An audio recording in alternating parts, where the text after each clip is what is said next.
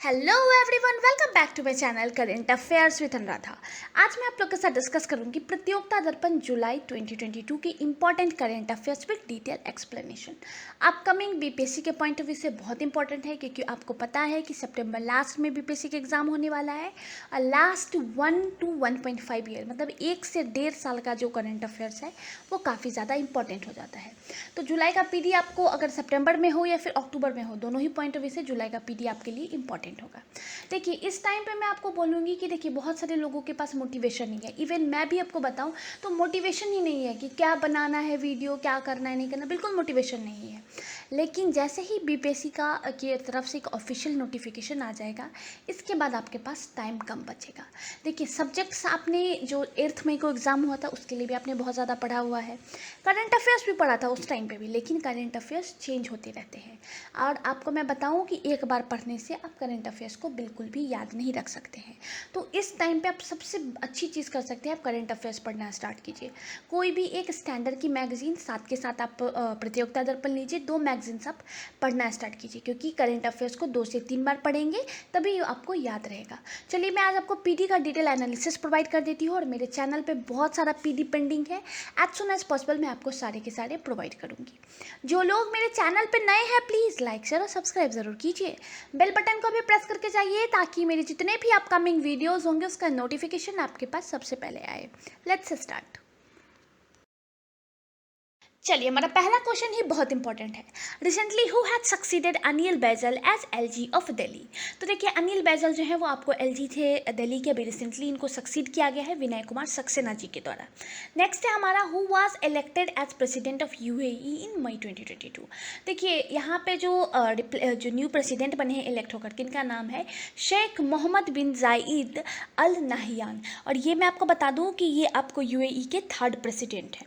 चलिए, एक और चीज़ यहाँ पे मैं आपको इंक्लूड करूँगी फर्स्ट क्वेश्चन में, कि विनय कुमार सक्सेना जी जो हैं वो आपको एलजी ऑफ दिल्ली बनने से पहले ही आपको चेयरमैन थे Khadi and village industry commission of India के। नेक्स्ट क्वेश्चन है हमारा, Anthony Albanese recently in news has been elected as PM of. देखिए, रिसेंटली आपको ऑस्ट्रेलिया के पीएम बने हैं, ये आपको 31st पीएम है और वहाँ के ये करेंट पीएम है। वहाँ पे भी रिसेंटली मई 2021 में एक फेडरल इलेक्शन हुआ था, जिसमें एंथनी एल्बनीज जो है वो वहाँ के पीएम के रूप में इलेक्ट होकर के आए थे। चलिए, मतलब नेक्स्ट क्वेश्चन है, who has been sworn in as CM of Tripura.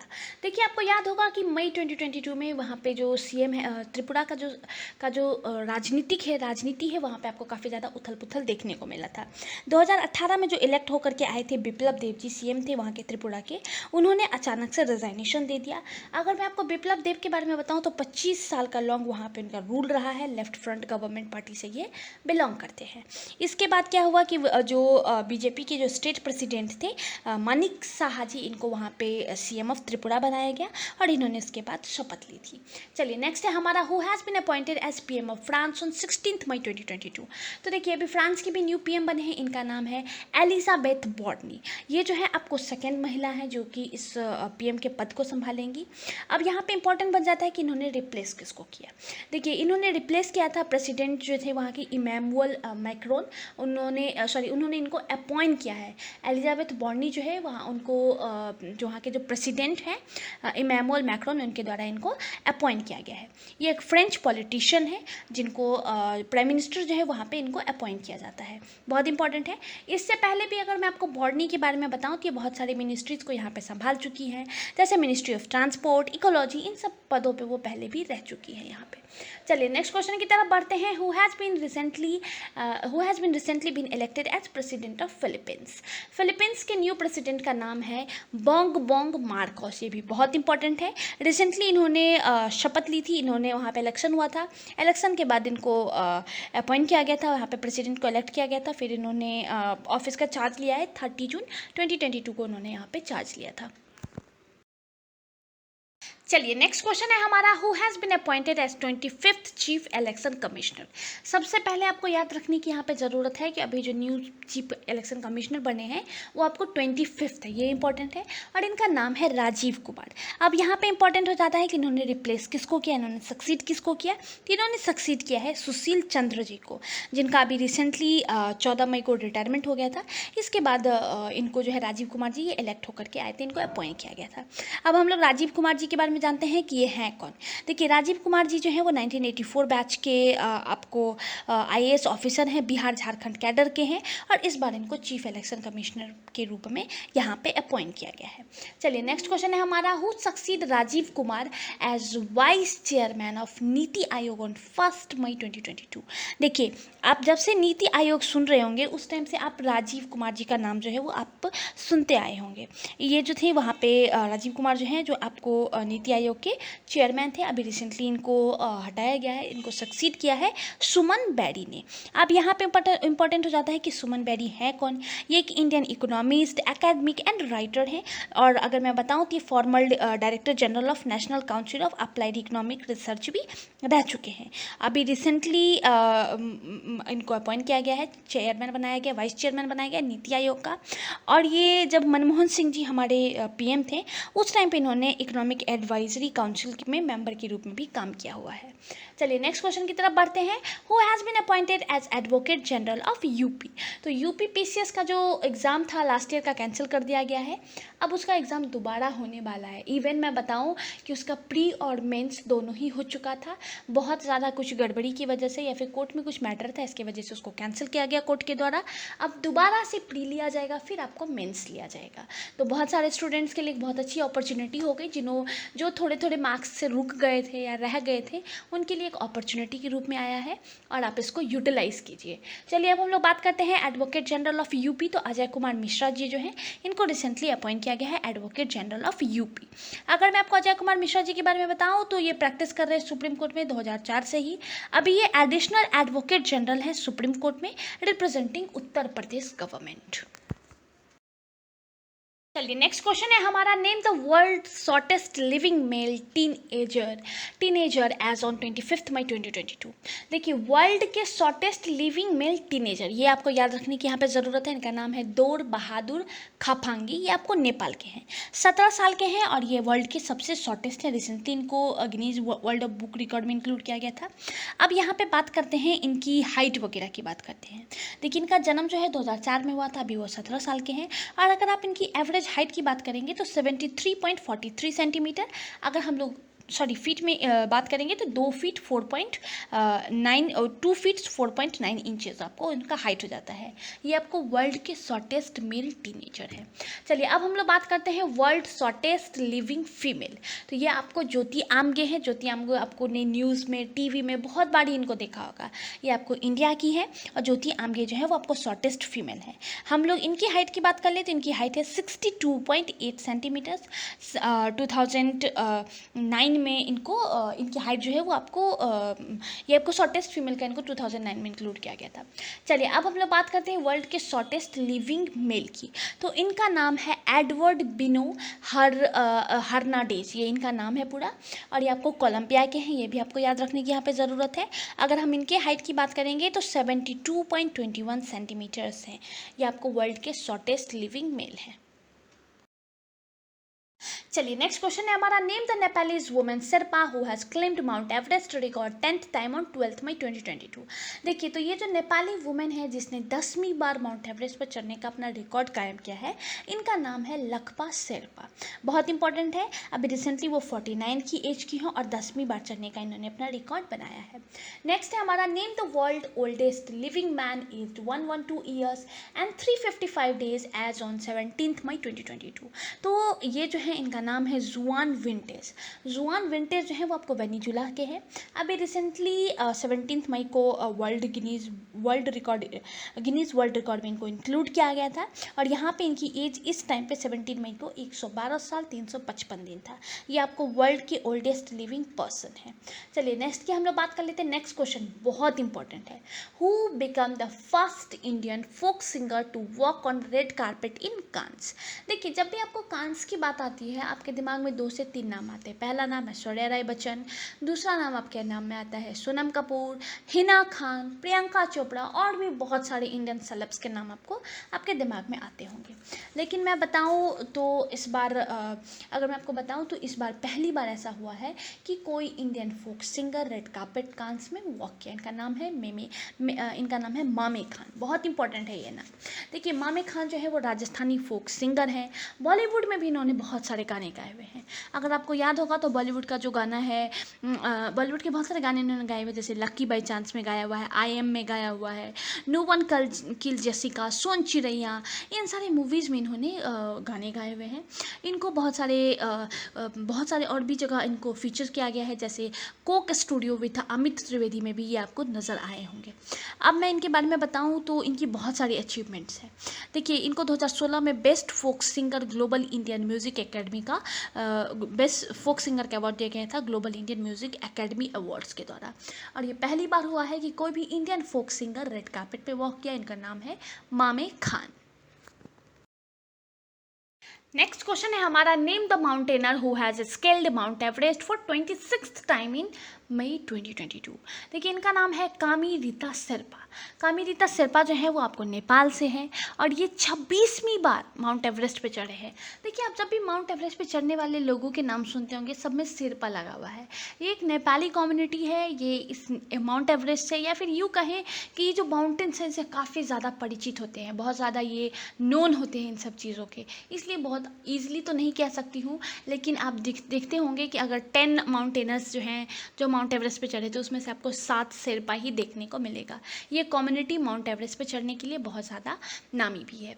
चलिए नेक्स्ट क्वेश्चन भी हमारा इंपॉर्टेंट है। Padma awardee Pandit Shiv Kumar Sharma died on 10 May 2022। देखिए ये जो है आपको मैं बता दूं कि आपको एक संतूर मैस्ट्रो है, अभी रिसेंटली इनका डेथ हो गया था 10 मई 2022 को। 84 की उम्र में इनका डेथ हुआ था। एक म्यूज़िकल लेजेंड भी के नाम से भी इनको जाना जाता था। 1938 में जम्मू एंड कश्मीर में इनका जन्म हुआ था। First musician to have played Indian classical music on santoor a folk instrument from Jammu and Kashmir.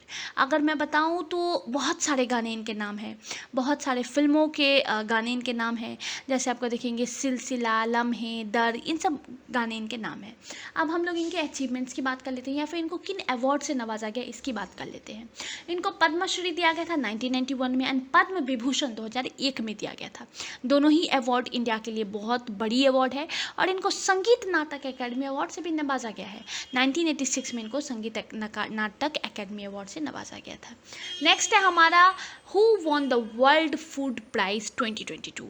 देखिए वर्ल्ड फूड प्राइज़ बहुत इंपॉर्टेंट है। जैसे बोलते हैं ना हम अपने फ्रेंड्स के नाम याद रखते हैं, वैसे हमें ये नाम याद रखने की ज़रूरत है, क्योंकि एग्ज़ाम में आपको ये क्वेश्चन देखने को मिलेगा ही मिलेगा। जितने भी अगर आप मान लीजिए 2-4 एग्ज़ाम आप साल में दे रहे हैं, अपकमिंग टाइम में दे रहे हैं, तो आपको ये क्वेश्चन देखने को मिलेगा। इवन मैं बीपीएससी की तो गारंटी ले सकती हूँ, अगर नॉर्मल पैटर्न जो बीपीएससी का है उससे ये अगर ये क्वेश्चन पूछे करेंट अफेयर्स के, तो आपको ये क्वेश्चन पक्का ही देखने को मिलेगा। वर्ल्ड फूड प्राइज से नवाजा गया है इस साल सिंथिया रोशेनवेग को। इस साल वर्ल्ड फूड प्राइज से नवाजा गया है। अब हम इनके बारे में जान लें। ये एक नोटेड क्लाइमेटोलॉजिस्ट एंड एग्रोनॉमिस्ट हैं, डॉक्टर सिंथिया रोजेनबर्ग। ये senior research scientist and head of the climate impact group at NASA Goddard institute for space studies भी हैं। ये जो अवार्ड है इसके साथ उनको वर्ल्ड फूड प्राइज जो है इसके साथ उनको $2.5 लाख भी दिया गया है वर्ल्ड फूड प्राइज फाउंडेशन के द्वारा। यहाँ पे याद रखिए वर्ल्ड फूड प्राइज जो है वर्ल्ड फूड प्राइज फाउंडेशन के द्वारा ये आपको दिया जाता है। इस साल भी दिया गया है। ये अवार्ड बेसिकली इनको research and projection on the impact of climate change on global food production के लिए दिया गया है। बहुत ही प्रेस्टिजियस अवार्ड है जिससे इस बार इनको रोजेनबर्ग को नवाजा गया है। बहुत इंपॉर्टेंट है। 90 कंट्रीज में जो है से नॉमिनेशंस आते हैं, लोगों को देखा जाता है, उनके अचीवमेंट्स को देखा जाता है, इसके बाद इनको इस अवार्ड से नवाजा जाता है किसी पर्सन को, और इस साल सिंथिया रोजेनबर्ग को नवाजा गया है। चलिए नेक्स्ट क्वेश्चन भी बहुत इंपॉर्टेंट, श्योर शॉर्ट भी इसको भी आप कह सकते हैं। Name the Indian who recently won the Pulitzer prize 2022 award in journalism under the feature photography category. देखिए पुलित्जर प्राइज आपको पता है बहुत सारी डिफरेंट कैटेगरीज के लिए दिया जाता है, जैसे आपको journalism, book, drama and music, इन सारी कैटेगरीज के लिए आपको ये अवार्ड दिया जाता है। अगर मैं बताऊँ तो बेसिकली ये अवार्ड जो है for achievement in newspaper, magazine, online tour, online journalism, literature and musical composition के लिए दिया जाता है। 1917 से ये अवार्ड हर एक साल दिया जा रहा है, इस साल भी दिया गया है। और ये जो अवार्ड है जोसेफ पुलित्जर के नाम पे पुलित्जर प्राइज जो है वो आपको हर एक साल दिया जाता है। अब यहाँ पे इंपॉर्टेंट क्या क्या चीज़ें हैं वो देख लेते हैं। सबसे पहले हम क्वेश्चन देख लेते हैं। Name the Indian who recently won the Pulitzer prize 2022 award in journalism under the feature photography category. देखिए मैंने आपको बताया बहुत सारी कैटेगरीज में यहाँ पे आपको अवार्ड दी जाती है। सबसे पहले हम लोग यहाँ पे जो नाम है इनको देख लेते हैं। अगर आप देखिएगा यहाँ पे जो मैंने आपको बताया फीचर फोटोग्राफी कैटेगरी में यहाँ पे इंडियंस को अवार्ड दिया गया है। दानिश सिद्दीकी आपको याद होगा कि लास्ट ईयर इनका अफ़गानिस्तान में इनका डेथ हो गया था, जब तालिबान ने अफ़गानिस्तान पे कब्जा किया था। उस टाइम पे ये रिपोर्टिंग कर रहे थे और इनकी डेथ हो गई थी। ये इनको दूसरी बार जो पुलित्जर प्राइज़ है इससे इनको नवाजा गया है। 2018 में भी इनको दिया गया था, जब रोहिंग्यास के ऊपर जो आपको जो प्रॉब्लम्स आई थी उसकी भी इन्होंने रिपोर्टिंग की थी और इनको उस टाइम में भी पुलित्जर प्राइज़ से नवाजा गया था। इस साल इनकी डेथ हो चुकी है जब इनको पुलित्जर प्राइज़ दिया गया है। दूसरा नाम है आपको अदनान अब्दिदी, ये नाम भी बहुत इंपॉर्टेंट है। तीसरा है आपको सना इरशाद मटू और लास्ट है आपको अमित ताभे। ये जो आपको 4 इंडियंस हैं इनको इस बार पुलित्जर प्राइज़ दिया गया है फीचर फोटोग्राफी कैटेगरी में। यहाँ पे बहुत सारी चीज़ें इंपॉर्टेंट होती है जो आपको याद रखने की ज़रूरत है। देखिए सबसे पहले आप देखिए कि ये जो पुलित्जर प्राइज़ है यहाँ पे आपको डिफरेंट कैटेगरीज है, हालांकि बहुत सारी कैटेगरी है लेकिन इतना याद रखना बिल्कुल भी पॉसिबल नहीं है। तो क्या क्या इंपॉर्टेंट है, या फिर अगर आप बैक ट्रेंड के हिसाब से देखेंगे, पीछे ट्रेंड के हिसाब से देखेंगे कि किस तरीके के क्वेश्चन पूछे जाते हैं, तो मैं आपको बता दूं पब्लिक सर्विस फ्रीक्वेंटली आस्क्ड है किसी भी एग्जाम में। पब्लिक सर्विस में अगर आप देखेंगे तो the Washington post for its account of assault on Washington के लिए इनको इस अवार्ड से नवाजा गया था। इसके बाद आपको ब्रेकिंग न्यूज़ रिपोर्टिंग बहुत इंपॉर्टेंट है ये कैटेगरी। यहाँ पे the staff of Miami Herald को दिया गया था for its coverage of collapse of seaside apartment tower in Florida के लिए दिया गया था। इसके बाद हालांकि ऊपरी नज़र तो आप एक बार सबको ही देख ले, लेकिन यहाँ पे कुछ और चीज़ इंपॉर्टेंट है जैसे इंटरनेशनल रिपोर्टिंग। देखिए यहाँ पे आपको याद रखने की ज़रूरत है नेशनल रिपोर्टिंग और इंटरनेशनल रिपोर्टिंग, इस दोनों ही कैटेगरी में the staff of New York times को आपको यहाँ पे अवार्ड दिया गया था, ये आपको याद रखने की ज़रूरत है। फीचर फोटोग्राफी कैटेगरी मैंने आपको बता ही दिया, क्योंकि ये आपको इसलिए याद रखने की ज़रूरत है क्योंकि इस बार ये आपको इंडियंस को दिया गया है तो आपसे पूछा जा सकता है। चलिए ये यहाँ पे इंपॉर्टेंट था। इसके बाद लिटरेचर एंड म्यूज़िक की कैटेगरी में भी कुछ अवार्ड्स है, वो भी आपको इंपॉर्टेंट है। एक बार आप सरसरी निगाह से ज़रूर देख लीजिएगा, इंपॉर्टेंट होता है। और अगर आपने एक बार इसको पढ़ा हुआ है ना तो आपको कहीं ना कहीं स्ट्राइक करेगा। लेकिन ये कुछ कैटेगरी है जो आपको बाय हार्ट होना चाहिए, जैसे feature photography category, public service category, breaking news category, इसके बाद आपको national and international reporting category, ये आपको इंपॉर्टेंट है। चलिए नेक्स्ट क्वेश्चन की तरफ हम लोग बढ़ते हैं। Who has been conferred with the royal gold medal 2022 for architecture. सबसे पहले यहाँ पे आपको क्वेश्चन से ही याद रखने की ज़रूरत है कि रॉयल गोल्ड मेडल अवार्ड जो है वो आपको आर्किटेक्ट के लिए दिया जाता है, आर्किटेक्चर के लिए दिया जाता है। इस साल भी दिया गया है, इस साल आपको दिया गया है बालकृष्ण दोषी जी को। ये आपको अहमदाबाद बेस्ड आर्किटेक्ट है, इनको इस अवार्ड से साल नवाजा गया था। ये बताऊं तो वर्ल्ड का हाईएस्ट ऑनर है for architecture by the royal institute of British architecture. देखिए ये जो अवार्ड है वो आपको president of royal institute of British architect के द्वारा हर एक साल ये प्रेजेंट किया जाता है। इस साल भी दिया गया है। अगर मैं बताऊं तो ये बालकृष्णन दोषी जी को दिया गया है जो कि 94 ईयर्स के हैं और ओनली इंडियन है जिनको इस अवार्ड से नवाजा गया है। अगर मैं बताऊँ तो इनको अभी तक रॉयल गोल्ड मेडल और फ्रित्जर आर्किटेक्चर प्राइज़, ये दोनों ही अवार्ड इनको दिया गया है।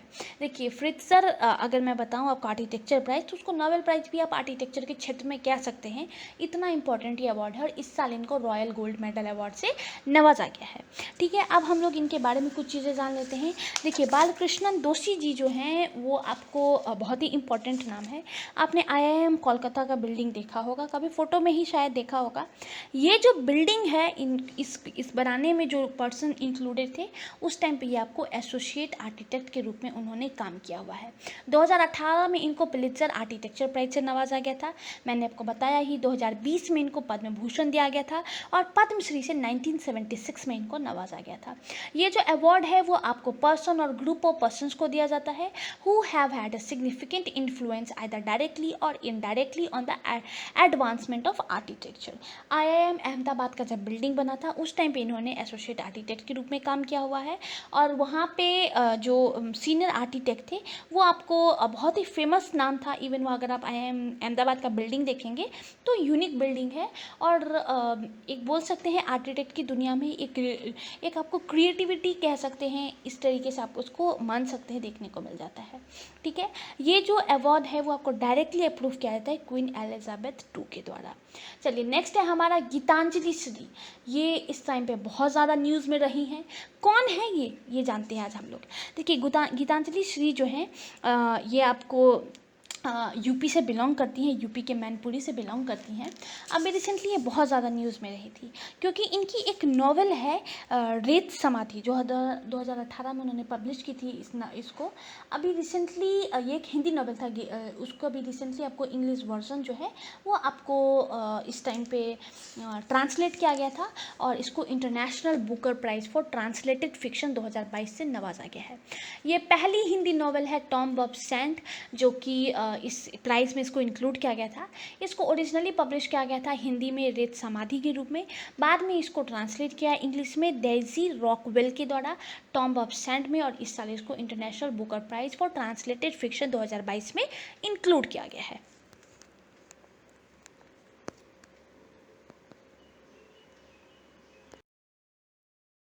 चलिए हमारा नेक्स्ट क्वेश्चन है name India's first vertical lift railway bridge that will connect Rameswaram island with the main land of Tamil Nadu.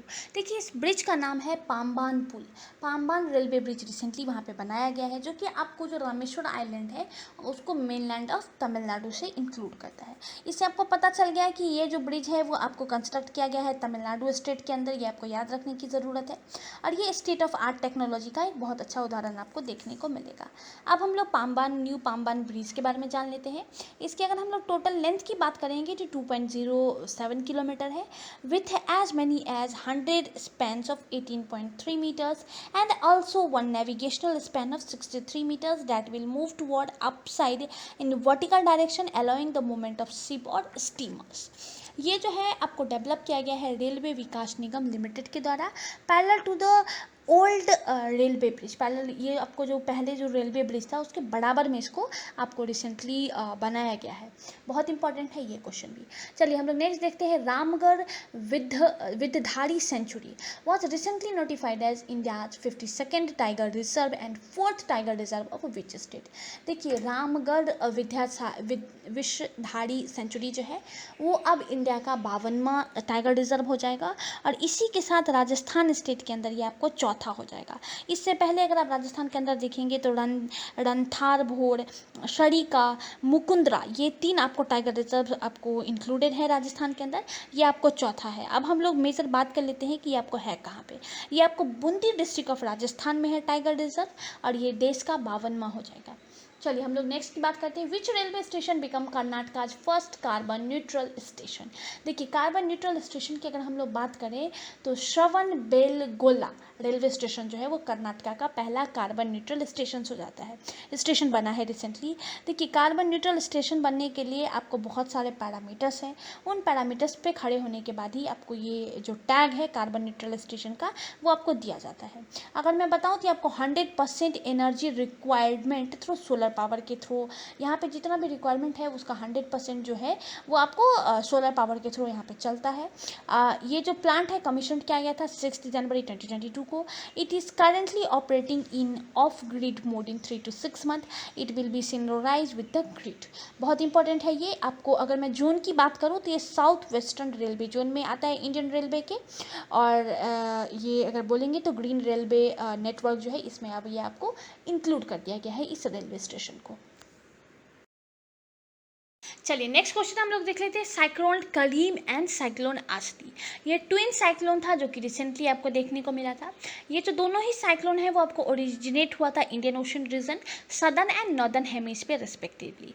The cyclone originated in the same longitude and drifted apart and the distance between both the cyclones are more than 2800 kilometres. अब यहाँ पे cyclone की बात आती है तो सबसे important आ जाता है कि किसका नाम कौन सी कंट्री ने रखा है। तो करीम जो साइक्लोन है इसका नाम आपको साउथ अफ्रीका की एक कंट्री है, साउथ अफ्रीका की, इसके द्वारा सेचल्स के द्वारा इसका रखा गया था।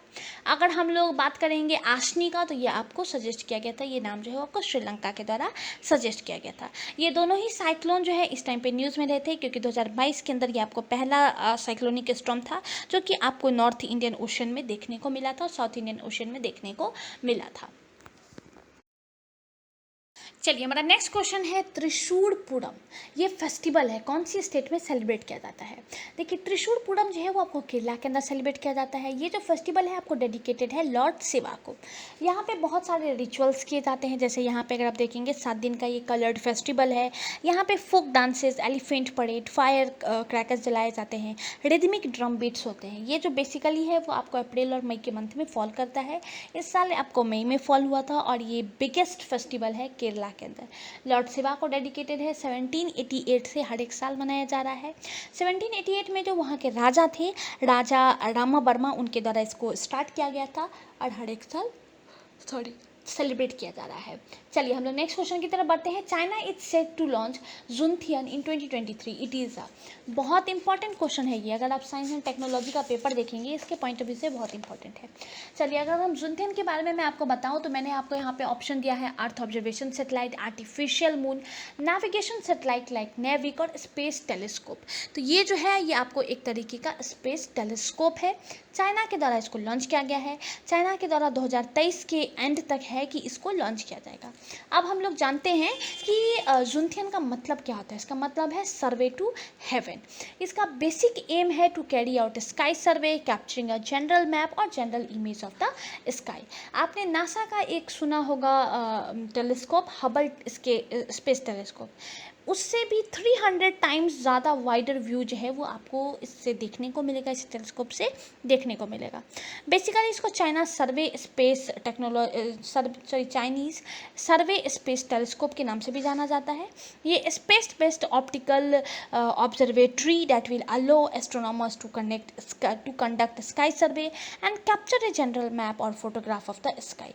ये जो यहाँ पे जो फोटोग्राफ आपको खींचे जाएंगे वो आपको 40% ऑफ द स्काई को इसका कवर कर लेगा। तो ये बहुत इंपॉर्टेंट है। अपकमिंग पॉइंट में अगर आप देखेंगे तो ये बहुत ही ज़्यादा इंपॉर्टेंट आपको देखने का मिलेगा। चाइना के द्वारा जुनथियन जो है वो आपको लॉन्च किया गया है।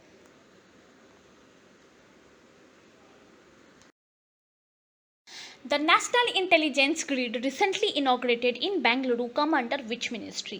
इस तरीके के क्वेश्चंस जो है वो बीपीएससी का फेवरेट होता है। ये कौन सी मिनिस्ट्री के अंदर आता है, ये स्कीम कौन सी मिनिस्ट्री के द्वारा लॉन्च किया है। आपने प्रीवियस ईयर में ऐसे क्वेश्चंस बहुत बार देखे होंगे। इस बार भी एक्सपेक्ट कर रहे हैं कि बीपीएससी का जो नॉर्मल ट्रेडिशन था उसी तरीके के करंट अफेयर्स में क्वेश्चन आपको देखने को मिलेंगे। पिछली साल की तरह नहीं, जो 8 मई को आपको एग्जाम हुआ था उसकी तरह नहीं, जो आपको 10-10 साल पुरानी क्वेश्चन, 4-4 साल पुराने क्वेश्चन आपको देखने को मिल जाते थे, वैसे क्वेश्चंस इस बार एक्सपेक्ट नहीं किया जा रहा है। एक स्टैंडर्ड का क्वेश्चन देखने को मिलेगा, तो ये क्वेश्चन भी है आपको देखने को मिल सकता है। तो नेशनल इंटेलिजेंस ग्रिड जो है वो मिनिस्ट्री ऑफ होम अफेयर्स के अंदर आता है। नेक्स्ट क्वेश्चन है हमारा, who become the first women combat aviator to join the Indian army aviation corp as a helicopter pilot.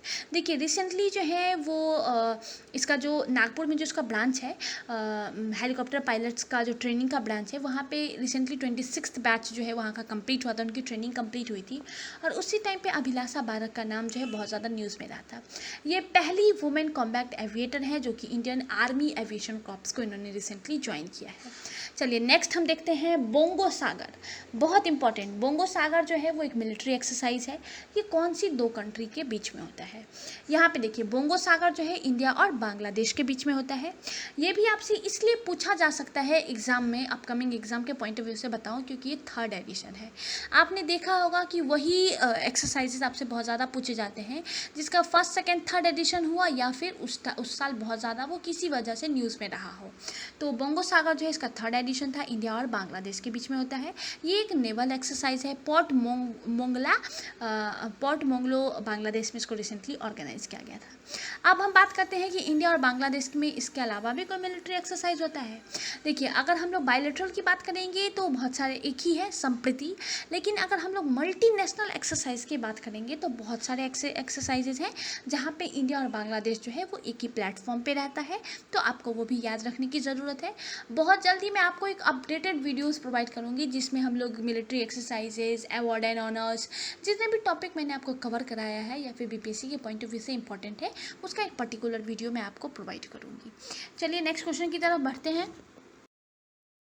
चलिए, हमारा नेक्स्ट क्वेश्चन बहुत इंपॉर्टेंट है और बहुत ज़्यादा इस टाइम पे न्यूज़ पे भी रहा था। INS Surat and INS Udaygiri, हमारे जो डिफेंस मिनिस्टर है राजनाथ सिंह जी, उनके द्वारा रिसेंटली ये जो दोनों ही आपको फ्रंट लाइन वॉरशिप है इंडियन नेवी का, INS Surat and INS Udaygiri, उसको रिसेंटली जो है इसको इंक्लूड किया गया था, लॉन्च किया गया था, आप कह सकते हैं। ये जो दोनों ही है आईएनएस उदयगिरी और आईएनएस सूरत, इसको माजागॉन डॉका शिपयार्ड लिमिटेड जो कंपनी है मुंबई की, इसके द्वारा इसको बनाया गया है। देखिए, इसके आने से, इसके इंडियन नेवी में इंक्लूड होने से बहुत सारे फ़ायदे हैं।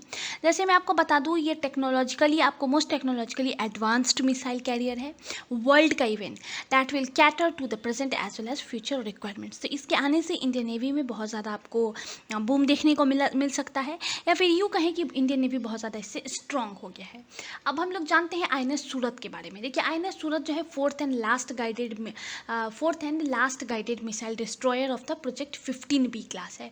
तो इससे पहले भी 3 ऐसे जो गाइडेड मिसाइल्स होंगे जिसको इंक्लूड किया गया था, तो इनके नाम भी इंपॉर्टेंट है, जैसे विशाखापट्टनम, मोरमुगु और इम्फाल और सूरत। देखिए, इंडिया का अगर आप 4 पॉइंट देखेंगे तो ये 4 पॉइंट है आपको, ईस्ट वेस्ट नॉर्थ साउथ का, ये आपको 4 पॉइंट है। इसके नाम पे इन मिसाइल्स के नाम रखे गए हैं।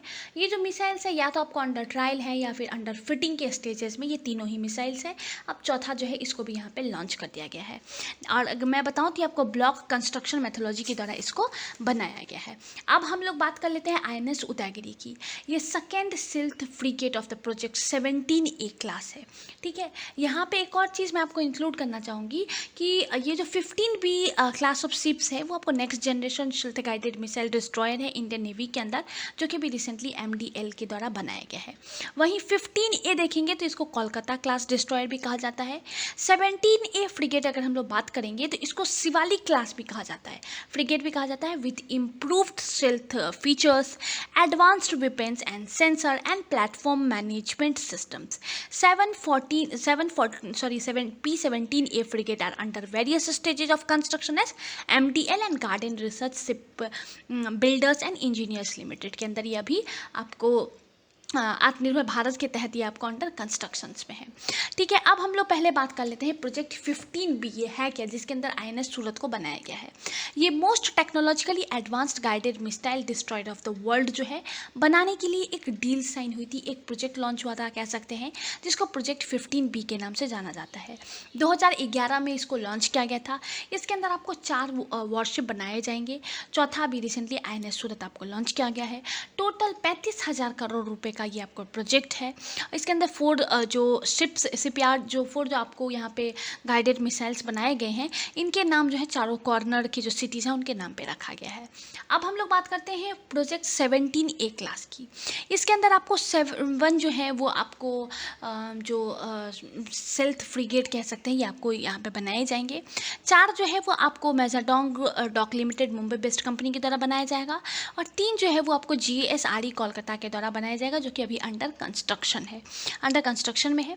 ये जो इसके फीचर्स अगर हम लोग बात करेंगे तो इसके बहुत ही एडवांस्ड फीचर है, दोनों ही जो मिसाइल है इसके बहुत एडवांस्ड फीचर है। अगर फीचर की बात करेंगे तो small radar cross section area है शिप का, शिप लो सिर्फ लो एक्यूजनल नॉइज़ है, मतलब बहुत ही एडवांस्ड है। देखिए बहुत सारी ऐसी शिप्स होती हैं जो कि पानी के अंदर रहती हैं, उनके जनरेटर का आवाज़ होता है, बहुत सारे इक्विपमेंट्स होते हैं उसके आवाज़ होते हैं, लेकिन वॉर के टाइम पे उस आवाज़ को उसे रडार पे आने नहीं देना है।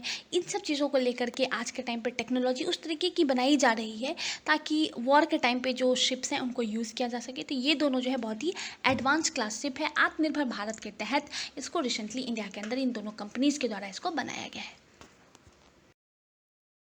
चलिए अब हमारा नेक्स्ट क्वेश्चन भी बहुत इंपॉर्टेंट है, भारत ड्रोन महोत्सव 2022। सबसे पहले जानिए कि ये कहाँ पे ऑर्गेनाइज कहाँ पे हुआ था। देखिए ये जो है आपको प्रगति मैदान न्यू दिल्ली के अंदर पीएम मोदी जी की द्वारा इनॉग्रेट किया गया था। 2 दिन का महोत्सव था। 27 और 28 मई जो है इसको यहाँ पे ऑर्गेनाइज किया गया था। यहाँ पे पीएम मोदी ने किसान ड्रोन पायलट से यहाँ पे डिस्कस इंटरेक्ट किया था, witness open air drone demonstration and interacted with startup in the drone exhibition centre. Prime minister ने यहाँ पे 150 ड्रोन पायलट्स को सर्टिफिकेट भी दिया था। अगर हम लोग मेजर हाइलाइट्स की बात करेंगे, इसके मेजर हाइलाइट्स की, तो यहाँ पे आपको 100 जो किसान ड्रोन्स है डिफरेंट पार्ट ऑफ कंट्री में for spraying pesticides and other farm materials को भी यहाँ पे लॉन्च किया गया था। यहाँ पे 1600 प्लस डेलीगेट्स ने पार्टिसिपेट किया था। यहाँ पे इंडिया का पहला टैक्सी E200 जो है वो भारत ड्रोन महोत्सव में लॉन्च किया गया, which was displayed by e plane company and aviation and aerospace company manufacturing company.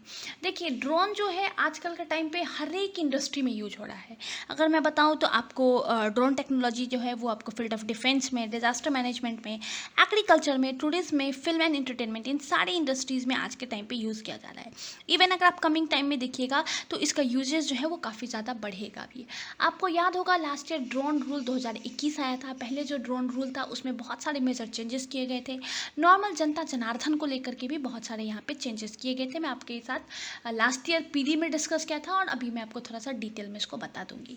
देखिए ये जो ड्रोन महोत्सव है पहली बार इंडिया में हुआ है कि department of post, ministry of communication, इन सब ने मिलकर के एक पायलट प्रोजेक्ट को लॉन्च किया है to carry mail using drone technology in Kutch Gujarat. यहाँ पे एक MOU भी साइन किया गया था L&T, जिसको हम लोग लार्सन एंड टोब्रो बोलते हैं, इस कंपनी के द्वारा, और एक new space research and technology company, ये बेंगलुरु बेस्ड एक स्टार्टअप कंपनी है, इनके बीच में एक MOU यहाँ पे साइन किया गया था। यहाँ पे बहुत सारे लोगों को जो है वो ड्रोन सर्टिफिकेट दिया गया था, पैनल डिस्कशन हुआ था, प्रोडक्ट लॉन्च हुआ था, display of made in India drone taxi prototype को भी यहाँ पे लॉन्च किया गया था। अब हम लोग बात करते हैं कि जो ड्रोन रूल 2021 था उसमें क्या क्या चेंजेस हुए थे। देखिए पहले के टाइम पे ड्रोन का एप्लीकेशन इतना ज़्यादा नहीं था, बहुत सारी डिफरेंट इंडस्ट्रीज़ में ड्रोन को यूज़ नहीं किया जाता था, लेकिन आज के टाइम में देखेंगे तो हर एक इंडस्ट्री में यूज़ किया जा रहा है, चाहे वो डिजास्टर मैनेजमेंट के लिए, फ्लड या फिर सूखा देखने के लिए इसको यूज़ किया जाता है। अगर आप सिक्योरिटी के क्षेत्र में देखेंगे तो आप देखते होंगे बहुत जगह जहाँ पे दंगे फसाद होते हैं वहाँ पर ड्रोन जो है पुलिस के द्वारा यूज़ किया जाता है, मिलिट्रीज वगैरह के द्वारा इसको यूज़ किया जाता है। तो अब जो है इसमें बहुत सारे चेंजेस किए गए थे। पहले एप्लीकेशन फॉर्म्स अगर आप देखेंगे तो 25 थे, जिसको रिड्यूस करके 4 कर दिया गया था। अगर हम लोग फिश की बात करेंगे तो 72 था, अब उसको 4 कर दिया गया है। No permission required for operating in green zones. देखिए इसके अंदर बहुत सारे जोन्स होते हैं, तो ग्रीन जोन में आपको चलाने के लिए किसी भी तरीके की परमिशन की ज़रूरत नहीं है। नॉन कमर्शियल यूज़ के लिए आपको परमिशन दे दिया गया था, ठीक है, इसके लिए भी आपको परमिशन दिया गया था। अगर आप कमर्शियल यूज़ के लिए देखेंगे तो पेलोड 500 kg तक इसको कर दिया गया था, इसके बाद ही आपको परमिशंस वगैरह की ज़रूरत पड़ेगी। तो ये कुछ इंपॉर्टेंट हाइलाइट्स से यहाँ पे आपको याद रखने की ज़रूरत है। चलिए अब हम लोग देखते हैं हमारा next question, who become the first Indian layman to be declared saint by Pope Francis. देखिए पॉप फ्रांसिस के द्वारा भी रिसेंटली देव सहायम पिल्लई जी को संत घोषित किया गया है, इसलिए इस टाइम पे बहुत ज़्यादा न्यूज़ में रहे थे। देखिए देव सहायम जी जो है इनका जन्म 23 अप्रैल 1712 को तमिलनाडु के अंदर हुआ था, एक हिंदू परिवार में हुआ था, लेकिन बाद में 1745 में इन्होंने ईसाई धर्म को अपना लिया और इन्होंने मानव समानता को काफ़ी ज़्यादा प्रचारित किया। जब इन्होंने ईसाई धर्म को अपनाया तो ईसाई धर्म में एक नियम है कि जैसे ही आप ईसाई धर्म को अपनाते हैं तो आपका नाम चेंज किया जाता है। तो उनका नाम लाज रुश रखा गया था और मानव समानता के लिए उन्होंने काफ़ी ज़्यादा काम किया था। बाद में 14 जनवरी 1752 को इनको गोली मारने से इनकी हत्या हो गई थी। आप देखिए इस टाइम पे न्यूज़ में क्यों थे जबकि 1752 में इनकी डेथ हुई थी। देखिए ईसाई धर्म में एक नियम है कि कोई भी पर्सन अगर मर जाता है और उसके नाम पे अगर मान लीजिए जैसे आप साईं बाबा को आप जाकर के प्रेयर करते हैं और बोलते हैं मेरा ये प्रॉब्लम है, अगर ये मेरा सॉल्व हो जाता है और टेक्नोलॉजिकली या फिर मेडिकल इंडस्ट्री में उसको प्रूफ नहीं किया जा सकता है, तब आपको इसको चमत्कार माना जाएगा। ठीक है, तो ऐसा ही इनके साथ भी हुआ। तमिलनाडु के जो, हालांकि ईसाई धर्म में सब लोग इनको बहुत मानते हैं, लेकिन तमिलनाडु के अंदर इनकी बहुत ज़्यादा इनको लोग मानते हैं। देव सहायम पिल्लई जी को बहुत ज़्यादा लोग मानते हैं और इनके नाम पे 1-2 चमत्कार हुआ। इसके बाद जो है ये पॉप फ्रांसिस इनके द्वारा इनको संत जो है रिसेंटली घोषित किया गया था, इस वजह से ये इस टाइम पे न्यूज़ में रहे थे। चलिए नेक्स्ट है हमारा US ASEAN summit. US ASEAN summit जो है वो रिसेंटली आपको वाशिंगटन डीसी में हेल्ड हुआ था। 12 से 13 मई 2022 में इसको ऑर्गेनाइज किया गया था। पहले हम लोग इसका फुल फॉर्म देख लेते हैं। यूनाइटेड स्टेट एंड आसियान का फुल फॉर्म है association of South East Asian nation. अब ये समिट रिसेंटली आपको अनाउंस किया गया था। इस साल का अगर आप चेयर देखेंगे तो कंबोडिया के पास है, जिसने रिसेंटली यहाँ पे लोगों को विश किया था, क्योंकि इस बार जो अगर आप देखेंगे यूएस आसियान समिट का तो 45 ईयर्स हो गए, मतलब 4.5 डिकेड हो गया। बहुत जल्दी ये 50 साल का ये रिलेशनशिप हो जाएगा। तो 45 को अभी रिसेंटली कंबोडिया की जो चेयर जो है इस बार आसियान का, वो कंबोडिया के पास था, उन्होंने विश किया था सब लोगों को। इसके बाद जो प्रेसिडेंट है जॉय बिडेन, उन्होंने होस्ट किया the leaders of Association of South East Asian nation को वाशिंगटन डीसी में होस्ट किया गया था। ये सेकेंड स्पेशल समिट है since 2016, first in person engagement for our leaders since 2017। अब हम लोग इसके ऑब्जेक्टिव्स की बात कर लेते हैं। देखिए सबसे बड़ा ऑब्जेक्टिव था इस समिट का, is creating a peaceful environment for enhancing corporation and strengthening the existing bond of friendship among our countries with the principle of equality, partnership, consultation and mutual respect guided by the principle of East Asia Summit। और यहाँ पे जो है आपको Covid के time पे किस तरीके से रिकवरी हो रही है कंट्रीज़ की, health security, fighting the climate crisis, इन सब चीज़ों को यहाँ पे बेसिक एम था यहाँ पे डिस्कस किया गया। वुमेन एम्पावरमेंट को डिस्कस किया गया, जेंडर इक्वालिटी को यहाँ पे प्रमोट किया गया, पीपल टू पीपल टाइज को यहाँ पे डिपेंड करने की बात की गई थी। ये इसके कुछ बेसिक ऑब्जेक्टिव्स थे, यहाँ पे कुछ बेसिक फोकस रहा था इस समिट के अंदर। अब हम लोग कुछ की फैक्ट्स की बात कर लेते हैं। देखिए आसियान समिट जो है वो हाईएस्ट पॉलिसी मेकिंग बॉडी है आसियान के अंदर, जो कि आपको हेड ऑफ स्टेट और government of the ASEAN member states के अंदर में आपको आता है। ये मीटिंग जो है आपको साल में 2 बार ऑर्गेनाइज किया जाता है, इस साल भी ऑर्गेनाइज किया गया है। और पहली बार अगर आप देखेंगे तो ये मीटिंग आपको बाली इंडोनेशिया में ऑर्गेनाइज किया गया था। और आसियान का अगर आप हेडक्वार्टर देखेंगे ये भी आपको जकार्ता इंडोनेशिया के अंदर ही आपको आता है। पहली बार 1756 में आसियान का समिट जो है वो आपको ऑर्गेनाइज किया गया था। चलिए हमारा नेक्स्ट क्वेश्चन है सेकेंड ग्लोबल कोविड समिट। देखिए ये एक वर्चुअल समिट था, यूएसए के द्वारा होस्ट किया गया था। 12 मई 2022 को इसको होस्ट किया गया था। यहाँ पे जॉय बिडेन जो है उन्होंने इनके द्वारा ही इसको होस्ट किया गया था। और यहाँ का थीम बहुत इंपॉर्टेंट है, preventing pandemic fatigue and prioritising preparedness. PM Modi ने भी यहाँ पे वर्चुअली पार्टिसिपेट किया था। अब हम लोग बात करते हैं कि यहाँ पे किन पॉइंट्स को डिस्कस किया गया था। देखिए कोविड के टाइम पे बहुत सारे लोग इन्फेक्टेड हुए, even first wave second wave में मैं आपको बताऊँ कोई भी ऐसा पर्सन नहीं रहा होगा जिसको कोविड नहीं हुआ होगा। मोस्ट ऑफ लोगों को हुआ, हर परिवार में किसी न किसी को हुआ। बहुत परिवार में तो ऐसा हुआ जो बहुत सारे लोगों की डेथ भी हो गई। ठीक है, अगर आप ग्लोबली देखेंगे तो 6.2 मिलियन पीपल की एटलीस्ट डेथ हुई थी। इतने लोगों की कम से कम वहाँ पे पूरे ग्लोबली देखेंगे तो आपको डेथ हुई थी। बहुत सारे लोग इन्फेक्टेड हुए थे। इस समिट में क्या क्या चैलेंजेस कोविड के टाइम पे हमने फेस किया और हमें किस तरीके की प्रिपेयर्डनेस की ज़रूरत है, इन सब चीज़ों को हाईलाइट किया गया था। जैसे मैं बताऊं तो यहाँ पे 1.2 बिलियन वैक्सीन्स जो हैं वो आपको डोनेट किए गए थे, इसके बारे में यहाँ पे बात चल रही थी। साथ ही साथ कोविड के टाइम पे आप देखे होंगे जो वैक्सीन्स बनाने वाली कंपनीज थी वो बहुत ज़्यादा आगे बढ़ कर के आई थी। यहाँ पे पेटेंट की बात होती है मेडिसिन सेक्टर में, उसको ग्लोबल किया गया था। बहुत सारे चेंजेस आपको देखने को ग्लोबली लेवल पे देखने को मिला था। तो उन सब चीज़ों की यहाँ पे बात की गई थी। साथ ही साथ हमें किस तरीके की प्रिपेयर्डनेस रखनी चाहिए, इन सब चीज़ों को यहाँ पे जो जितने लोगों ने पार्टिसिपेट किया गया था, उनके द्वारा यहाँ पे उसको डिस्कस किया गया था। चलिए नेक्स्ट हमारा इंपॉर्टेंट है, who was recently appointed as the new prime minister of Sri Lanka after the resignation of Mahinda Rajapaksa.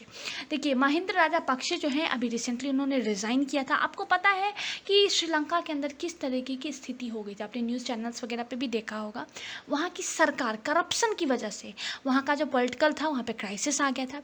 इसके बाद वहाँ के जो प्रेसिडेंट थे, प्राइम मिनिस्टर थे महिंद्र राजपक्षे जी, उनको रिज़ाइन करवाया गया था।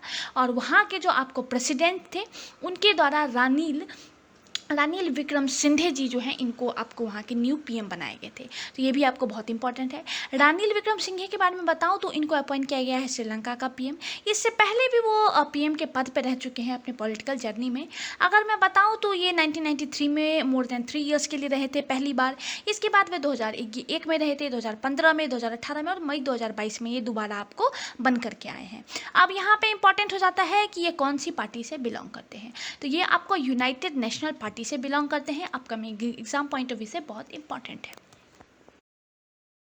चलिए हमारा नेक्स्ट क्वेश्चन है, which country become the first Asian country to join a NATO cyber defence group. तो देखिए नाटो साइबर डिफेंस ग्रुप को ज्वाइन करने वाला पहला एशियन कंट्री बना है साउथ कोरिया। यहाँ हम कुछ चीज़ें और साउथ कोरिया से रिलेटेड देख लेते हैं। वहाँ की करेंसी अगर आप देखिएगा तो वोन है, प्रेसिडेंट देखिएगा तो योन शुक योल है। नेक्स्ट क्वेश्चन हमारा श्योर शॉट है 67th बीपीएससी में। संतोष ट्रॉफी जिसको हम लोग नेशनल फुटबॉल चैंपियनशिप 2021-22 के नाम से भी जानते हैं, ये जो टाइटल है इस साल केरला ने अपने नाम किया है। और यहाँ पे अगर आप रनर अप की बात करेंगे तो वेस्ट बंगाल रहा था। 7 बार ये टाइटल जो है केरला ने अपने नाम किया है और 3 बार उसने अपने होम ग्राउंड पे ये टाइटल जीता है। अब यहाँ पे इंपॉर्टेंट है कि कौन सा एडिशन था, तो 75th एडिशन था नेशनल फुटबॉल चैंपियनशिप का। प्लेयर ऑफ द टूर्नामेंट जो है वो जीजो जोसेफ जो कि केरला टीम के कैप्टन थे, इनको प्लेयर ऑफ द टूर्नामेंट घोषित किया गया था। चलिए हमारा नेक्स्ट क्वेश्चन है, सेकेंड इंडिया नॉर्डिक समिट। देखिए पहला इंडिया नॉर्डिक समिट जो है वो आपको 2018 में हुआ था। आपको पता है कि मई के महीने में जो हमारे पीएम हैं उनका पहला अब्रॉड विजिट था 2022 का। और इस विजिट में वो जर्मनी, डेनमार्क और फ्रांस गए थे। 2 से 4 मई 2022 में ये आपको गए थे। यहाँ पे इन देश के जो पीएम हैं उनके साथ इन्होंने बातचीत भी की, बहुत सारे एग्रीमेंट्स भी यहाँ पे आपको साइन किए गए थे। इसके बाद मैं बताऊँ तो ये नॉर्डिक जो समिट हुआ था, इंडिया नॉर्डिक समिट, उसमें भी इन्होंने पार्टिसिपेट किया था।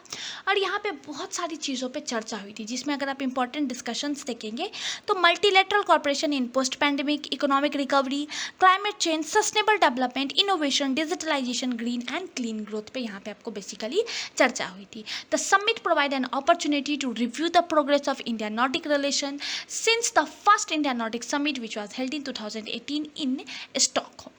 यहाँ पे आपको कॉर्पोरेशन मैरीटाइम सेक्टर्स में भी बात हुई थी कि किस तरीके के कॉर्पोरेशन की ज़रूरत है, with A focus on sustainable ocean management. PM Modi ने यहाँ पे आपको पार्टनरशिप भी इंडिया ने यहाँ पे पार्टनरशिप भी किया था नॉर्डिक रीजन्स के साथ। In the Arctic region was discussed, इसको भी यहाँ पर डिस्कशन के रूप में लाया गया था। साथ ही साथ सोवेरियन वेल्थ फंड, इसको पीएम मोदी ने इन्वाइट किया था। इस फंड को इन्होंने यहाँ पे इन्वाइट किया था of the Nordic countries to invest in India. चलिए यहाँ पे जब ये डिफरेंट कंट्रीज़ गए थे तो यहाँ पे भी आपको बहुत सारे एग्रीमेंट साइन किए गए थे। अगर मैं बताऊँ तो जब जर्मनी गए थे पीएम मोदी तो वहाँ पे 9 एग्रीमेंट सबमिट किए गए थे in the 6th India German inter governmental consultation 2022, जो कि आपको बर्लिन जर्मनी में हुआ था। इसके बाद वो आपको डेनमार्क गए थे, डेनमार्क में भी इन्होंने 9 एग्रीमेंट साइन किया था। साथ ही साथ यहाँ पे इंडिया नॉर्डिक का जो सेकेंड समिट था उन्होंने यहाँ पे पार्टिसिपेट किया था। और इसके अलावा इंडिया डेनमार्क बिजनेस फोरम जो है उसमें भी इन्होंने पार्टिसिपेट किया था। जब वो आपको फ्रांस की तरफ गए थे तो वहाँ पे इन्होंने मीट किया था, इमैनुअल मैक्रोन से ये मीट किए थे वहाँ पे। और साथ ही साथ जो हमने अभी सेलिब्रेट कर रहे हैं अपने आज़ादी का 75वां वर्ष, इसके साथ इन्होंने इंडिया और जो फ्रांस का डिप्लोमेटिक रिलेशन है इस पर भी यहाँ पे चर्चा की गई थी। अब यहाँ पे सबसे इंपॉर्टेंट आता है नॉर्डिक कंट्रीज़ होती कौन कौन सी कंट्रीज़ हैं, तो Denmark, Sweden, Norway, Finland and Iceland, ये जो 5 कंट्री है वो आपको नॉर्डिक कंट्रीज़ के नाम से जानी जाती है। तो इंपॉर्टेंट है upcoming exam point of view से, आप इसको ज़रूर याद रखिएगा। चलिए नेक्स्ट है हमारा सेकेंड क्वाड समिट 2022। देखिए इस साल का जो क्वाड है वो आपको टोक्यो जापान में ऑर्गेनाइज किया गया था। सबसे पहले आप जानिए कि क्वाड कंट्रीज कौन कौन सी होती है। देखिए यहाँ पे क्वाड में अगर आप देखेंगे तो इंडिया है, ऑस्ट्रेलिया है, जापान है एंड यूएसए है। ये 4 कंट्रीज मिलकर के आपको क्वाड कंट्रीज के नाम से जानी जाती है। ये इसका सेकेंड समिट था। थर्ड समिट आपको 2023 में ऑस्ट्रेलिया में ऑर्गेनाइज किया जाएगा। अब हम लोग यहाँ पे इशूज़ की बात करते हैं कि किन किन चीज़ों को यहाँ पर डिस्कस किया गया है। अगर मैं आपको जस्ट थोड़ा सा बता सकूँ तो मैं आपको ये बताऊंगी कि यहाँ पे आपको 4 इंपॉर्टेंट चीज़ों को डिस्कस किया गया था, जिसमें पहला है China and Solomon island, China and Taiwan, north Korea missiles को डिस्कस किया गया और साथ ही साथ यूक्रेन एंड यूएसए का जो रशिया का जो रिलेशन है इस टाइम पे, वहाँ पे जो वॉर की सिचुएशन हो रही है, इन सब चीज़ों को यहाँ पे हाईलाइट किया गया था। इसके बाद पीएम मोदी जो है उन्होंने यूएस प्रेसिडेंट जॉय बिडेन को एक सांझी पैनल जो है, एक आर्ट पैनल इसको कहा जाता है, ये आपको मथुरा ब्रिज रीजन का है, ये उनको गिफ्ट किया गया था पीएम मोदी के द्वारा। ठीक है, ये अगर मैं बताऊं, ये जो आपको सांझी आर्ट पैनल है एक थीम पे बेस्ड था। इसको बोल जाते हैं ठाकुरानी घाट, इस थीम पे ये बेस्ड था, जो कि मोस्ट फेमस घाट है on the bank of the holy river of Yamuna in Gokul. तो ब्रज रीजन के लिए बहुत इंपॉर्टेंट है। ब्रज रीजन का जो ये आर्ट फॉर्म है सांझी आर्ट पैनल, इसको पीएम मोदी जी के द्वारा यहाँ पे प्रमोट किया गया था। अब हम लोग इनिशिएटिव्स की बात कर लेते हैं कि इस जैसे ही सबमिट हुआ, ये 4 पावरफुल देश रहे थे, तो कुछ ना कुछ इनिशिएटिव्स जरूर लिया गया होगा। तो वो इनिशिएटिव्स क्या है? सबसे पहले देखिए क्वाड फेलोशिप की बात की गई थी। इसके अंदर क्या है कि 100 स्टूडेंट्स जो हैं each of the 4 countries to study for graduate STEM degree in US. मतलब 100 स्टूडेंट जो है इन 4 देशों से 100 स्टूडेंट्स यूएस में अपने ग्रेजुएट स्टडीज़ के लिए आ सकते हैं। Indo Pacific partnership for maritime domain awareness की ये इनिशिएटिव लिया गया था। वैक्सीन पार्टनरशिप को लेकर गया था और साथ ही साथ स्पेस कॉर्पोरेशन, इन सब चीज़ों को लेकर के इस क्वाड समिट जो था इसमें ये इनिशिएटिव्स लिए गए थे इन 4 पावरफुल कंट्रीज के द्वारा। चलिए नेक्स्ट है हमारा Israel signed free trade deal with which gulf country in May 2022। तो इजराइल ने जो फ्री ट्रेड डील है वो यूएई के साथ साइन किया है। ये पहली गल्फ कंट्री है to normalise ties with Israel. It was only the third Arab country to do so far after Egypt and Jordan. चलिए नेक्स्ट हम लोग देख लेते हैं मुख्यमंत्री मितान योजना। ये जो योजना है वो आपको छत्तीसगढ़ के अंदर लॉन्च किया गया है। अब मैं आपको इस योजना की कुछ इंपॉर्टेंट चीज़ें बता देती हूँ। ये योजना आपको 1 मई 2022 को, जिसको हम लोग लेबर डे के रूप में सेलिब्रेट करते हैं, इसी दिन पे इसको लॉन्च किया गया है। इसमें बेसिकली आपको डोर स्टेप डिलीवरी होगा और पब्लिक सर्विसेज।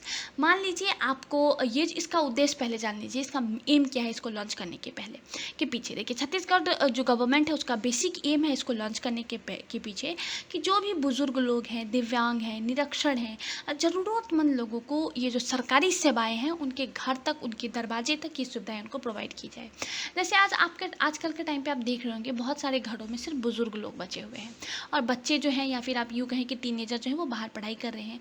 तो उन लोगों को अगर किसी भी तरीके की सरकारी सेवा की ज़रूरत होती है, जैसे मान लीजिए उनको राशन कार्ड बनवाना है या फिर कुछ भी ऐसा बैंक का, किसी भी गवर्नमेंट ऑफिस का अगर काम होता है, तो उनके लिए एक बहुत बड़ा चैलेंज हो जाता है।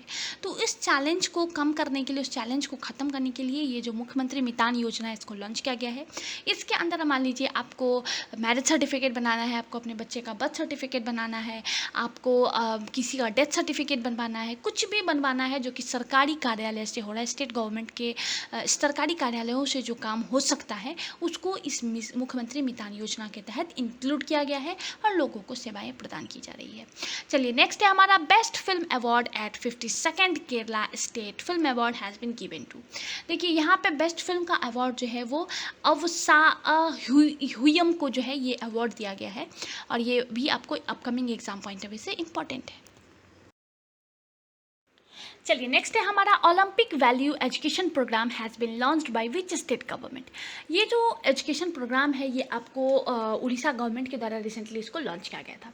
नेक्स्ट है हमारा बांग्ला एकेडमी अवार्ड। ये जो अवार्ड है वो जो सीएम है बंगाल की ममता बनर्जी, जिनको ममता दीदी के नाम से जाना जाता है, उनको इस अवार्ड से नवाजा गया है। और नेक्स्ट है हमारा उज्ज्वला दिवस। ये जो दिवस है पहली बार 1 मई 2022 को सेलिब्रेट किया जा रहा है। अब हम लोग इसके पीछे का लॉजिक जानने चाहिए। देखिए ये जो है ministry of petroleum and natural gas के द्वारा डिसाइड किया गया है कि 1 मई को हम लोग उज्ज्वला दिवस के रूप में सेलिब्रेट करेंगे। 1 मई ही क्यों चूज़ किया गया? क्योंकि इसी दिन 2016 में पीएम उज्ज्वला योजना जो था उसको लॉन्च किया गया था, बलिया यूपी से इसको लॉन्च किया गया था, जिसका बेसिक एम अगर आप देखिएगा तो free LPG connection to every BPL household इसका बेसिक एम था। और इसी के 5 साल पूरे होने पर, या फिर यूँ कहे इसके सक्सेसफुल होने पर, उज्ज्वला दिवस जो है ministry of petroleum and natural gas के द्वारा 1 मई 2022 को डिक्लेयर किया गया है। और हम लोग हर एक साल अब उज्ज्वला दिवस 1 मई को सेलिब्रेट करेंगे। चलिए नेक्स्ट क्वेश्चन है हमारा, under whose chairmanship RBI has set up a 6-member committee to review customer service standard in entities regulated by RBI. तो ये जो है इसके एक कमेटी सेटअप की गई है, 6 मेंबर्स की कमेटी है, आरबीआई के द्वारा बनाई गई है रिसेंटली, ताकि रिव्यू किया जा सके कस्टमर सर्विस स्टैंडर्ड्स को। और इसके चेयरमैन है आपको बीपी कनुको, बहुत इंपॉर्टेंट है ये भी। नेक्स्ट है हमारा, India UAE comprehensive economic partnership agreement officially entered into force on. तो ये 1 मई 2022 को आपको ऑफिशियली जो है वो आपको इम्प्लीमेंट हो रहा है। अब हम लोग कोल्ड टर्की की बात करते हैं। देखिए कोल्ड टर्की जो है एक इकोनॉमिक टर्म है। इसका मतलब क्या होता है? इसका मतलब होता है sudden upward shifting policy rates. ये इसका बेसिक मीनिंग है। इकोनॉमिक के टर्म में इसको इस तरीके से यूज़ किया जाता है। चलिए नेक्स्ट क्वेश्चन है हमारा हनी विलेज को लेकर के। मानगढ़ जो है उसको रिसेंटली हनी विलेज के रूप में डेवलप किया जा रहा है। इसको हनी विलेज फर्स्ट, ये जो हनी विलेज है वो आपको डिक्लेयर किया गया है। अब मैं आपको बता दूं कि यहाँ पर ट्रेडिशनली जितने भी लोग हैं वो सारे के सारे आपको बी कीपिंग में या फिर हनी बनाने वगैरह के प्रोसीजर में आपको इन्वॉल्व रहते हैं। मानगढ़ जो है आपको 4500 फीट एबव सी लेवल से सहाद्री माउंटेन रेंज में पड़ता है, आपको महाबलेश्वर के ये पास में पड़ता है। नेक्स्ट है हमारा, RBI board has approved transfer of how much rupees to the government for the accounting year 2021 to 2022। तो इसके लिए जो है आरबीआई ने अप्रूव किया है 30,307 करोड़ रुपीज़ जो है वो आरबीआई के द्वारा अप्रूव किया गया है। चलिए नेक्स्ट है हमारा, India attracted total FDI inflow of how much in financial year 2021 to 2022। तो इंडिया ने अट्रैक्ट किया है $83.57 बिलियन जो है इंडिया ने एफडीआई यहाँ पे फाइनेंशियल ईयर 2021 से 22 में अट्रैक्ट किया है। इनफ्लो आप कह सकते हैं यहाँ पे हुआ है इतना। India received maximum FDI from Singapore in the financial year 2021 to 2022। चलिए नेक्स्ट है हमारा, इंडिया का 100th यूनिकॉर्न कंपनी जो है वो कौन सी बनी है। मैंने आपको पहले भी बताया है कि यूनिकॉर्न कंपनी बनने के लिए कुछ पैरामीटर्स हैं, इसके बेसिस पे यूनिकॉर्न का जो है वो आपको डिक्लेयर किया जाता है। बेसिकली आपको स्टार्टअप जो होता है उनको यूनिकॉर्न डिक्लेयर किया जाता है। तो 100th जो स्टार्टअप है वो आपको ओपन है। नेक्स्ट है हमारा, president Kovind visited which of the following countries in April 2022।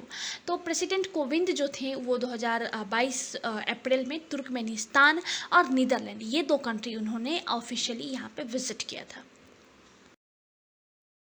चलिए नेक्स्ट है हमारा, टोमेटो फ्लू। ये एक अनआइडेंटिफाइड फीवर था जो कि 5 साल से छोटी उम्र के बच्चों को हो रहा था, और मोस्टली आपको केरला के रीजन में ये जो टोमेटो फ्लू है वो आपको देखने को मिला था।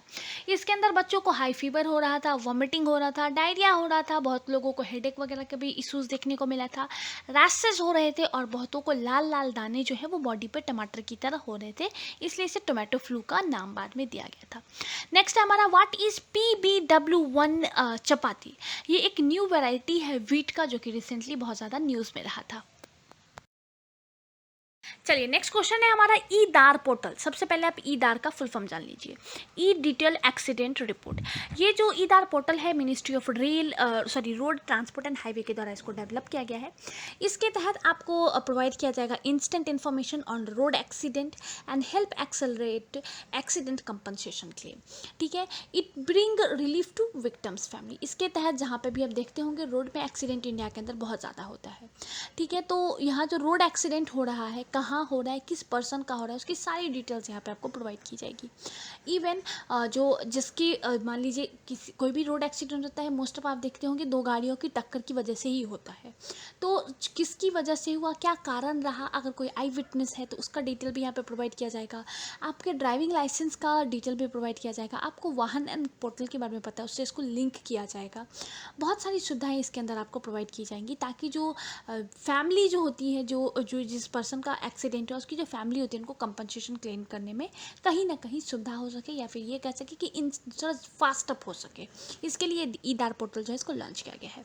चलिए नेक्स्ट है हमारा Indo Pacific economic framework has been launched by. ये जो फ्रेमवर्क है आपको जॉय बिडेन के द्वारा इसको लॉन्च किया गया है। नेक्स्ट है हमारा 2021-22 का जो फाइनेंशियल ईयर था इसमें टॉप रेसिपेंट ऑफ एफडीआई कौन सा स्टेट रहा है। बहुत इंपॉर्टेंट क्वेश्चन है, बीपीएससी का डेट भी आपको दे दिया गया है, तो ये इंपॉर्टेंट बन जाता है बीपीएससी के पॉइंट ऑफ व्यू से भी। अगर आप टॉप रेसिपेंट ऑफ एफडीआई देखेंगे तो कर्नाटका है। चलिए हमारा नेक्स्ट क्वेश्चन है which sector has the lowest weight in the index of industrial production basis 2011-12। अगर आप इंडस्ट्रियल प्रोडक्शन में अगर देखेंगे इस इंडेक्स में तो लोएस्ट वेट जो है वो आपको कैपिटल गुड्स का है। नेक्स्ट क्वेश्चन है India's rapid rail train will make it's first journey on which section of Indian railway. तो ये जो रैपिड रेल है, पहला रैपिड रेल इंडिया का, ये आपको दिल्ली टू मेरठ के जो रेल ट्रैक है इस पर रन करेगा। आपको पता है कि मेरठ से आने का दिल्ली का अगर आप रोड डिस्टेंस देखेंगे तो आपको 4 से 5 घंटे का है। दिल्ली में बहुत जगहों से लोग डेली बेसिस पे आपको अप डाउन करते हैं, इस वजह से वहाँ पर ट्रैफिक कंजेशन बाहर की तरफ से, अगर आप दिल्ली के अंदर की तरफ का रास्ता देखेंगे या फिर दिल्ली से बाहर जाने का रास्ता देखेंगे तो आपको ट्रैफिक काफ़ी ज़्यादा मिलता है। तो इसको कम करने के लिए ये जो रैपिड रेल है दिल्ली टू मेरठ के रोड पे रेलवे ट्रैक पे चलाया जाएगा। और अगर आप डिस्टेंस देखेंगे तो 1 घंटे का रहेगा। इसमें बहुत, इसका जो काम है बहुत फास्ट तरीके से चल रहा है। 5-7 किलोमीटर का आपका जो है वो आपको रेलवे ट्रैक जो है वो आपको अंडरग्राउंड भी रहेगा। ये सारी व्यवस्था इसमें की जा रही है ताकि लोग जो है वो इस रैपिड रेल से ट्रैवल कर सके, ट्रैफिक का जो कंजेशन है उसको भी बहुत ज़्यादा सहूलियत मिलेगा। नेक्स्ट है हमारा आभा, recently seen in newspaper stand for. आभा का यहाँ पे फुल फॉर्म देख लीजिए, Ayushman Bharat health account app. देखिए आपको याद होगा पिछले साल जो है मोदी जी ने 15 अगस्त का जब उन्होंने भाषण दिया था तो उन्होंने डिजिटल हेल्थ कार्ड की बात की थी। उसके बाद एक ऐप लॉन्च किया गया था जिसके में आपकी जितनी भी जो हेल्थ इन्फॉर्मेशन है, जैसे आप कौन से डॉक्टर से अभी तक दिखा रहे हैं, आपने कौन सा रिसेंटली टेस्ट कराया, सब आप अपलोड कर सकते हैं ताकि आप कहीं भी जाएँ तो आपको अपना पूरा जो मेडिकल का प्रिस्क्रिप्शन होता है वो लेके ना जाना पड़े। अगर आप कहीं ट्रैवल कर रहे हैं, कुछ इमरजेंसी हो सकती है तो उस केस में आप उस ऐप के थ्रू सारी चीज़ें अपनी एसेस कर सकें। ठीक है, इसी के तहत एक और लॉन्च किया गया है Ayushman Bharat health account app. बहुत सारे लोगों के पास वो ऐप है भी, तो वो आप इसको अपडेट कर सकते हैं। इसके अंदर आपकी जितनी भी हेल्थ की इन्फॉर्मेशन है उसका डिटेल यहाँ पे आपको प्रोवाइड किया जाएगा। चलिए नेक्स्ट क्वेश्चन है हमारा which monument in India was most visited by foreigners as well as domestic tourist during 2020 से 21। अगर आप देखेंगे तो ताजमहल यहाँ पे सबसे ज़्यादा टूरिस्ट गए 2020 से 21 में, चाहे वो फॉरेनर्स हो या फिर डोमेस्टिक जो यहाँ के लोग हैं, सबसे ज़्यादा विजिट अगर किसी चीज़ को किया गया था, वो किसी भी मोनामेंट को किया गया था तो आपको ताजमहल था। नेक्स्ट है हमारा India's rank in world economic forum travel and tourism development index 2021। सबसे पहले आपको यहाँ पे एक चीज़ याद रखने की ज़रूरत है कि travel and tourism development index जो है वो आपको वर्ल्ड इकोनॉमिक फोरम के द्वारा रिलीज किया जाता है। अब हम लोग यहाँ पे इंडिया के रैंक की बात कर लेते हैं तो 54 रैंक था। नेक्स्ट है हमारा who von WHO director generals global health leaders award. ये जो अवार्ड है वो आशा वर्कर्स को दिया गया है। बहुत इंपॉर्टेंट है ये क्वेश्चन भी अपकमिंग बीपीएससी के पॉइंट ऑफ व्यू से। चलिए हमारा नेक्स्ट है सवानिधि से समृद्धि। सबसे पहले यहाँ पे जानिए कि ये एक एडिशनल प्रोग्राम है सवानिधि का, ministry of housing and urban affairs के द्वारा इसको लॉन्च किया गया है और इसका इम्प्लीमेंटिंग पार्टनर QCI मतलब क्वालिटी काउंसिल ऑफ इंडिया है। ये एक एडिशनल प्रोग्राम है, मैंने आपको पहले भी बताया। ये जो प्रोग्राम है आपको लॉन्च किया गया था 4 जनवरी 2021 को in 125 cities to map the socio economic profile of beneficiaries of PM SVANidhi. अब इसको एक्सटेंड कर दिया गया है 126 cities across 14 state and UTs। देखिए ये एक एडिशनल प्रोग्राम था PM सवानिधि का। PM सवानिधि वही प्रोग्राम है जब आत्मनिर्भर भारत का एक बजट आया था निर्मला सीतारमण जी के द्वारा 2000 करोड़ रुपए का जब एक बजट आया था कोविड के टाइम पे, उसमें 700 करोड़ रुपए जो है वो आपको PM सवानिधि को दिया गया था। PM सवानिधि वही प्रोग्राम है जिसके अंदर स्ट्रीट वेंडर्स को गवर्नमेंट के द्वारा हेल्प किया जा रहा था।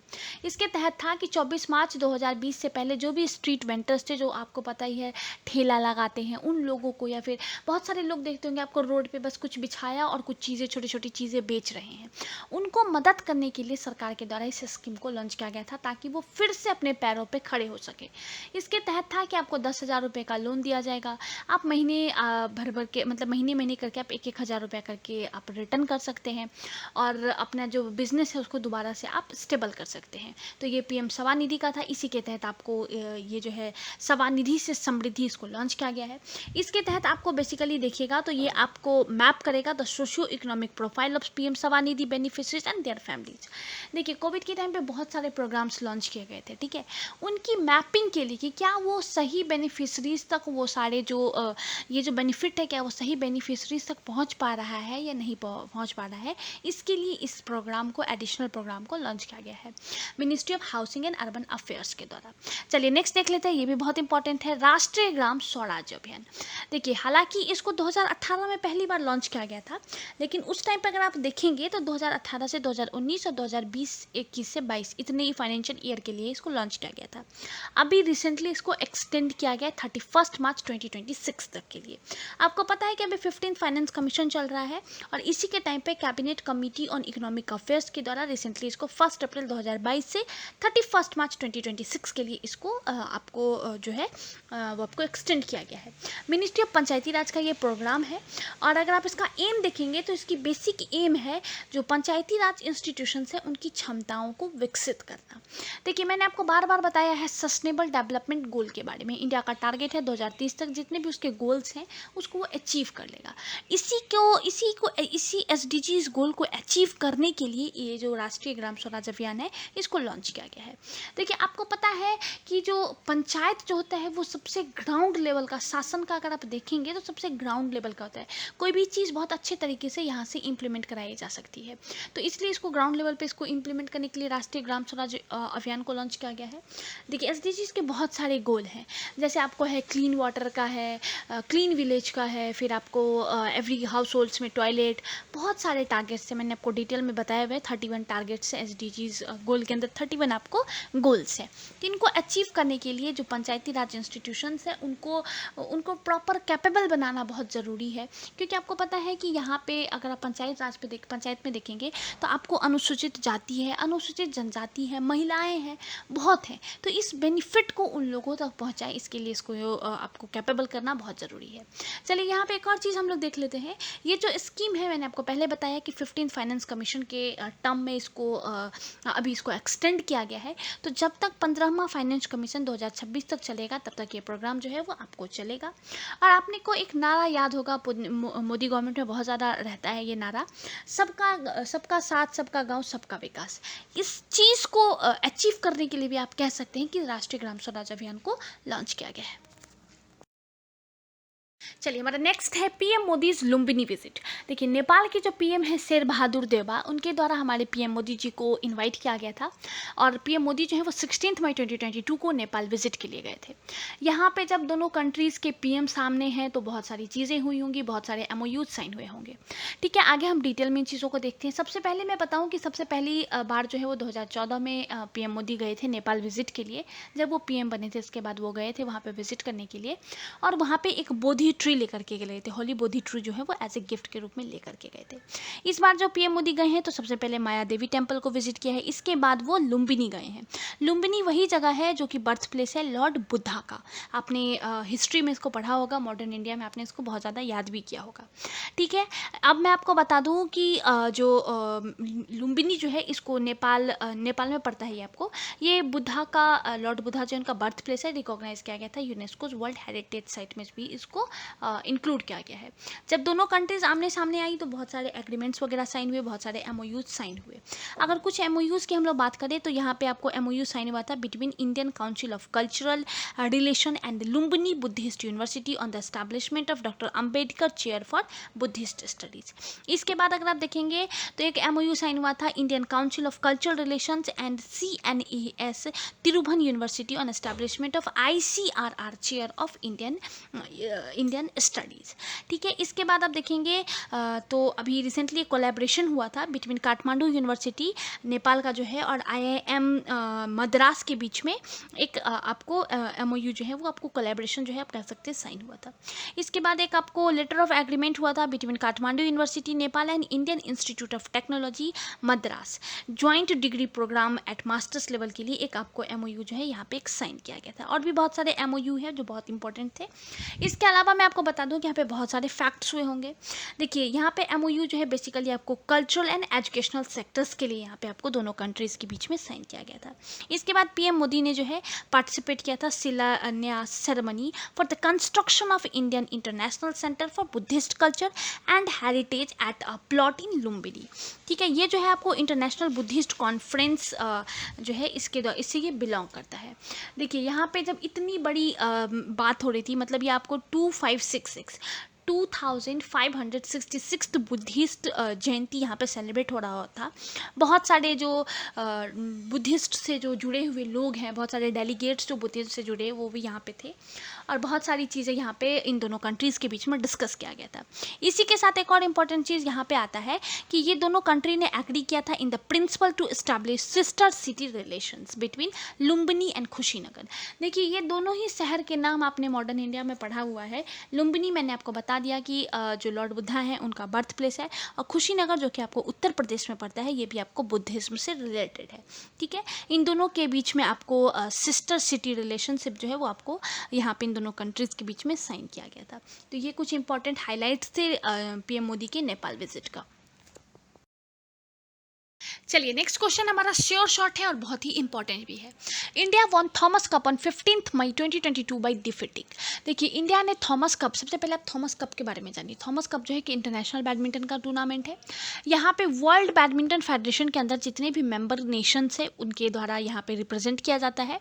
इंटरनेशनल बैडमिंटन का एक कॉम्पिटिशन है। 1948-49 से ये आपको बाइनियल आपको हो रहा है। ये मेंस बैडमिंटन का एक इवेंट है, मेजर इवेंट आप कह सकते हैं। इस साल ये टाइटल जो है इंडिया ने अपने नाम किया है और इंडोनेशिया को यहाँ पे हरा के ये टाइटल अपने नाम किया है। इंडोनेशिया जो है वो थॉमस कप में 14 बार चैंपियन रह चुका है और इंडिया ने पहली बार ये टाइटल अपने नाम किया है। तो बहुत ही प्राउड की बात है इंडियंस के लिए। और साथ ही साथ आपको क्वेश्चन आपको एग्जाम्स में देखने को मिलेगा ही मिलेगा। चलिए नेक्स्ट हम लोग बात कर लेते हैं इटालियन ओपन 2022। सबसे पहले यहाँ पे मैं आपको बता दूँ कि इटालियन ओपन जो है वो एक टेनिस का टूर्नामेंट है। यहाँ पे ये टाइटल मेंस डबल और वुमेन्स डबल में यहाँ पे आपको जो है विनर्स यहाँ पे अनाउंस किए जाते हैं। तो मेंस अगर सिंगल की हम लोग बात करेंगे तो मेंस सिंगल में नोवाक जोकोविक जो कि सर्बिया के हैं ये आपको यहाँ पे विनर रहे थे। वही वुमेन्स की बात करेंगे तो ईगा स्विएटेक जो कि आपको पोलैंड की है ये यहाँ पे आपको विनर रही थी वुमेन्स सिंगल में। और हमारा लास्ट क्वेश्चन है south Korea emerges champion of Uber cup 2022 by defeating.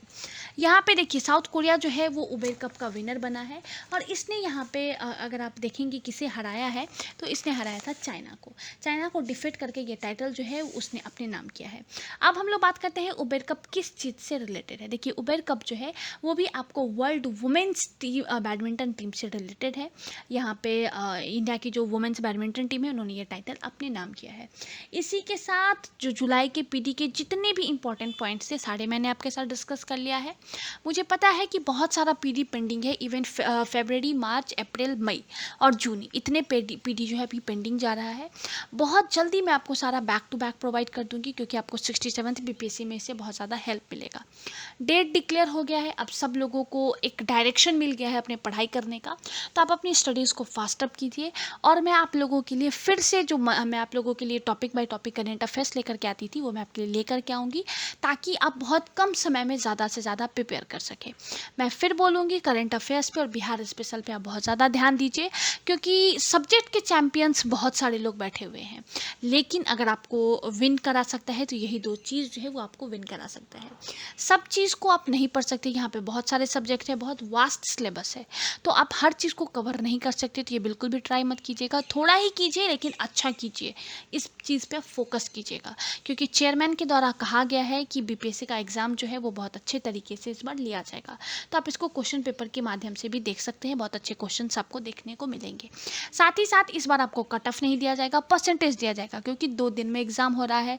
फिर बाद में बवाल होता है कि आज का एग्ज़ाम ईज़ी था, मेरा एग्ज़ाम बहुत डिफ़िकल्ट था, इसलिए उन्होंने परसेंटेज सिस्टम कर दिया है। बहुत सारी और भी चेंजेस किए गए हैं। जब एडमिट कार्ड आएगा तो कृपया ध्यान से अपनी इंस्ट्रक्शंस को ज़रूर पढ़ लीजिएगा, क्योंकि पहले वाला ही नहीं था कि सिर्फ आपको पेन पेंसिल, अपना आईडी कार्ड और फ़ोटो वगैरह लेके जाना था। सिर्फ वही चेंजेस नहीं हुए हैं, बहुत सारे इंस्ट्रक्शंस में भी आपको चेंजेस देखने को मिलेंगे। तो एडमिट कार्ड आएगा तो मैं आपको अपडेट ज़रूर ही दूंगी, लेकिन इससे पहले आप अपनी पढ़ाई को फास्ट अप कीजिए, PYQs मैक्सिमम लगाइए। आज जन्माष्टमी का दिन है, आप सभी को जन्माष्टमी की हार्दिक शुभकामनाएं। और साथ के साथ अपनी पढ़ाई को आज के दिन से स्टार्ट कर लीजिए, क्योंकि कल 20 अगस्त हो जाएगा और कल से आपके एग्ज़ाम में सिर्फ 1 महीना ही बचा रहेगा। ठीक है, तो पढ़ाई को फास्ट अप कीजिए, करंट अफेयर्स को जितना ज़्यादा स्कैन कर सकते हैं स्कैन कीजिए। 1.5 साल का करंट अफेयर्स इंपॉर्टेंट है। चलिए, इसी के साथ जो लोग मेरे चैनल पर नए हैं प्लीज़ लाइक शेयर और सब्सक्राइब ज़रूर कीजिएगा। बेल बटन को भी प्रेस करके जाइए, ताकि मेरे जितने भी अपकमिंग वीडियोज़ होंगे उसका नोटिफिकेशन आपके पास सबसे पहले आए। Thank you for watching.